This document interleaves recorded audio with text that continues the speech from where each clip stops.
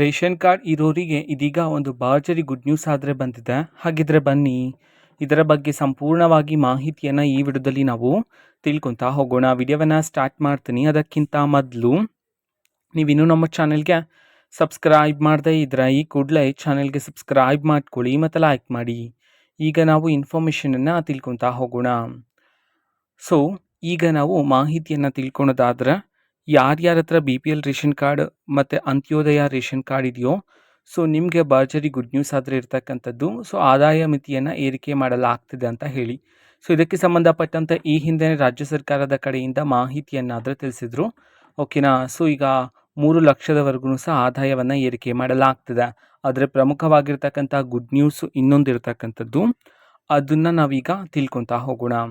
So ಈಗ ರಾಜ್ಯಾದ್ಯಂತ ಹಲವಾರು ಜನ ಹೊಸ BPL ರೇಷನ್ ಕಾರ್ಡ್ಗೆ ಅರ್ಜಿಯನ್ನು ಸಲ್ಲಿಸೋದಕ್ಕೆ ಕಾಯ್ತಾ ಇದ್ರ. ಸೊ ಸರ್ಕಾರದ ಕಡೆಯಿಂದ ಬಂದಿರತಕ್ಕಂಥ ಮಾಹಿತಿಯ ಪ್ರಕಾರ ಅತಿ ಶೀಘ್ರದಲ್ಲಿನೇ ಹೊಸ BPL ರೇಷನ್ ಕಾರ್ಡ್ಗೆ ಅರ್ಜಿಯನ್ನು ಸಲ್ಲಿಸೋದಕ್ಕೆ ಇದೀಗ ಅವಕಾಶವನ್ನು ನೀಡಲಾಗುತ್ತೆ ಅಂತ ಹೇಳಿ ಮಾಹಿತಿಯನ್ನಾದರೆ ತಿಳಿಸಿರ್ತಕ್ಕಂಥದ್ದು. ಅಫ್ಕೋರ್ಸ್ ಈಗ ಆದಾಯವನ್ನು ಏರಿಕೆ ಮಾಡಲಾಗಿದೆ. ಈ ಹಿಂದೆ 1,20,000 ಇತ್ತು, ಆದರೆ ಈಗ 3 ಲಕ್ಷಕ್ಕೆ ಏರಿಕೆ ಮಾಡಲಾಗಿದೆ. ಸೊ ಹಾಗಾಗಿ ಹಲವಾರು ಜನ ಹೊಸ BPL ರೇಷನ್ ಕಾರ್ಡ್ಗೆ ಅರ್ಜಿಯನ್ನು ಸಲ್ಲಿಸೋದಕ್ಕೆ ಕಾಯ್ತಾ ಇದ್ದೀರಾ.